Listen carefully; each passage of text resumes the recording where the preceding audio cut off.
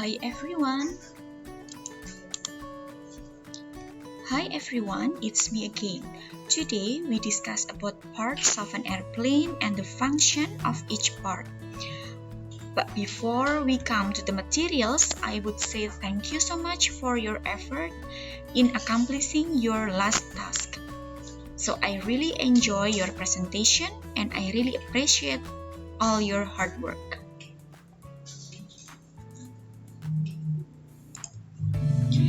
Okay, let's start.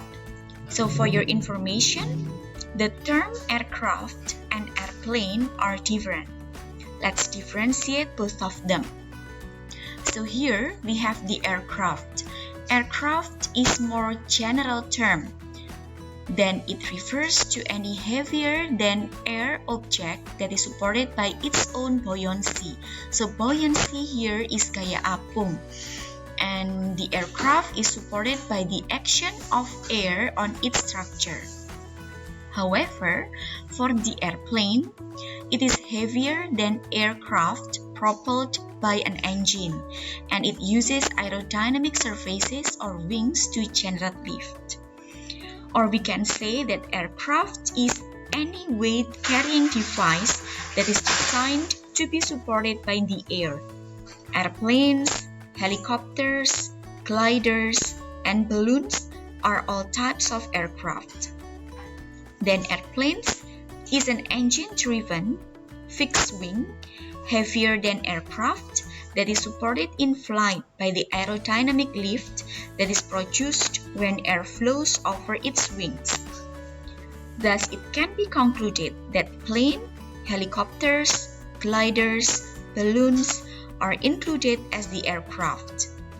But balloons and gliders are not included in the airplane because they are not supported by engine. However, the aircraft that has fixed wing supported by engine is included in the airplane.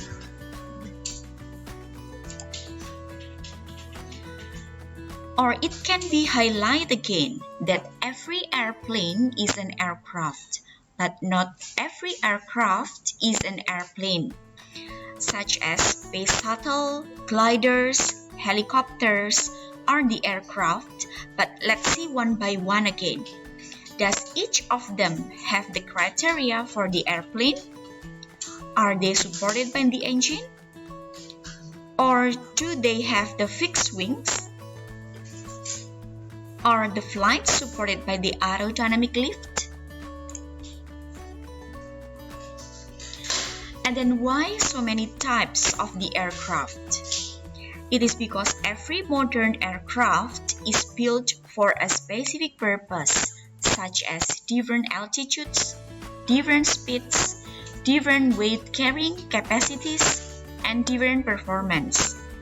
For example, weight-carrying aircraft will have the different design with the aircraft with the purpose for high speed. The real example is between the jet fighter and the passenger airplanes. In the jet fighter aircraft, the aircraft is intended for a war. Thus, this aircraft is designed with relatively lightweight, highly maneuverable, and very fast. But this aircraft can only carry small amount of weight, including the fuel, and it must refuel on long flights. However, on the other hand, passenger airplane is intended for carrying people. Thus, this airplane is designed with large space, can carry more weight, can fly longer distances, but this airplane can only do less maneuver and has a low speed. One of the parts that differentiate the functions of each aircraft is the design of the wing. We can see here so many types of the wings in the aircraft. Of course, with the different purpose of each aircraft.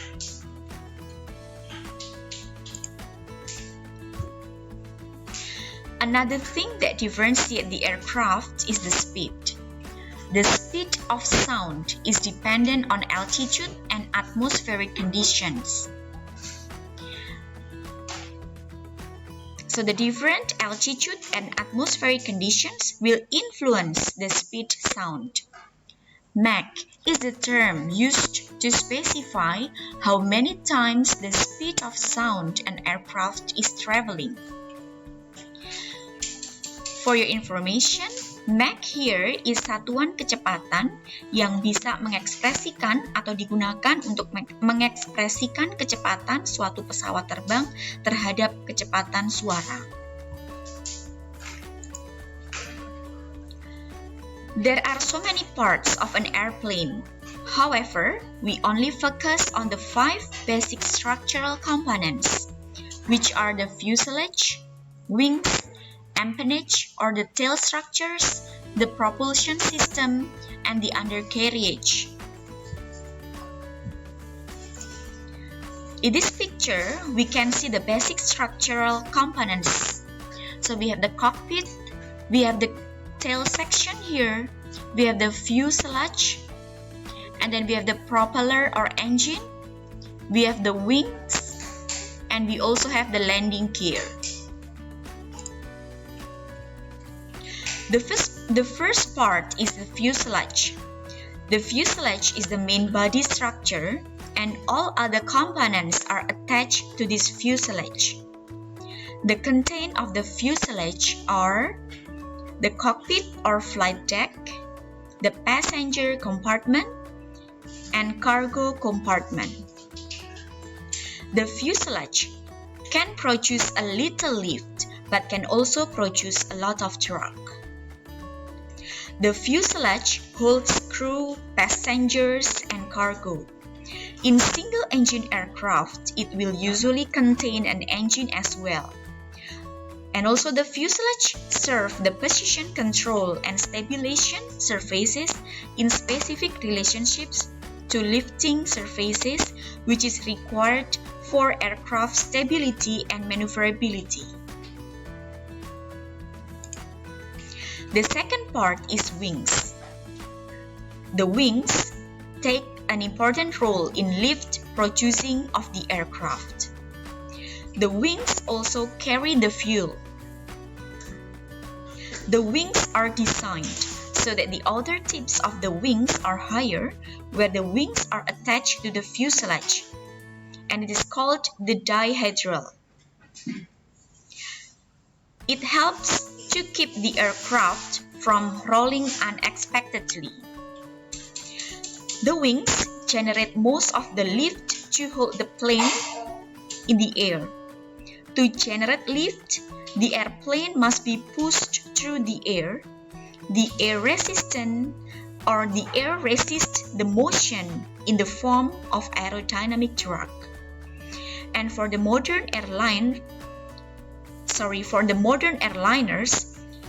they will use the winglets on the tips of the wings to reduce the drag. The next part is the empennage. The empennage is also known as the tail assembly. The empennage provides stability and control. There are 2 parts of the empennage. The first one is for the vertical stabilizer, or we can say fin, to which the rudder is attached, and the second one is horizontal stabilizers, to which the elevators are attached. The picture here shows you so many types of the empennage design. So we have the first design here, and the second one with the standard tail, and then we have the twin tail, and then T-tail, and V butterfly tail. The empennage is a structure at the rear of an aircraft that provides stability during flight. Most aircraft feature an empennage incorporating vertical and horizontal stabilizing surfaces, which stabilize the flight dynamics of yaw and pitch, as well as housing control surfaces. Next part is the undercarriage. The undercarriage is also known as the landing gear, which is made up of struts, wheels, and brakes. The landing gear can be fixed or retractable. The landing gear may be used for either takeoff and landing. For aircraft, it is generally needed for both. The landing gear supports the craft when it is not flying, allowing it to take off, land, and taxi without damage. Faster aircraft has retractable undercarriage which fold away during flight to reduce drag. The last part is propulsion system. The propulsion system provides thrust for the airplane. There are many different types of engines such as piston engines and propellers, turboprop, turbojet, turbofan, and scramjet. The propulsion system is a machine that produces thrust to push the aircraft forward. On the airplanes, thrust is usually generated through some application of Newton's third law of action and reaction. A gas or working fluid is accelerated by the engine, and the reaction to this acceleration produces a force on the engine. An aircraft propulsion system must achieve two things. The first one, the thrust from the propulsion system must balance the drag of the airplane when the airplane is cruising. The second one, the thrust from the propulsion system must exceed the drag of the airplane for the airplane to accelerate. So this is the overview of parts of the airplane and the functions. So you will learn in depth by reading two texts providing the Elena platform. So after reading the text, you will be asked to do the quiz to measure your understanding in these materials. So thank you for watching this video and good luck for your quiz.